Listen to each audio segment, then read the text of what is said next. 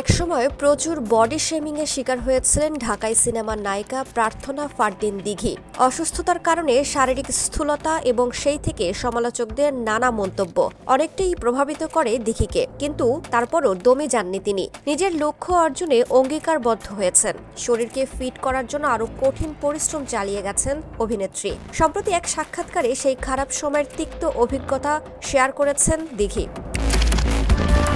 তিনি বোঝাতে চান, বডি শেমিং এর কারণে যে কেউ অনেক ট্রমাটাইজড, ফ্রাস্ট্রেটেড হয়ে পড়তে পারে, অথচ মানুষ সেগুলো না ভেবেই বডি শেমিং করে ফেলেন। দিঘির কথায়, যে মানুষটার বডি শেমিং আরেকটা মানুষ করছে, আদৌ সেই মানুষটি বডি শেমিং নিয়ে কতটা সিরিয়াস কিংবা সে কিভাবে এটিকে গ্রহণ করছে, তার গ্রহণযোগ্যতা কতটুকু, তা না চিন্তা করেই বলে ফেলে। হতে পারে সে অনেক ট্রমাটাইজড এটা নিয়ে, সে অনেক ফ্রাস্ট্রেটেড বডি শেমিংটা নিয়ে।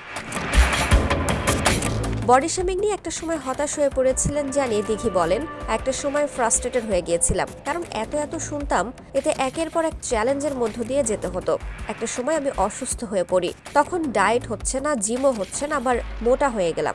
এবার যখন ঠিক করলাম আমাকে শুকাতেই হবে, তখন আবার শুরু হলো কোভিড।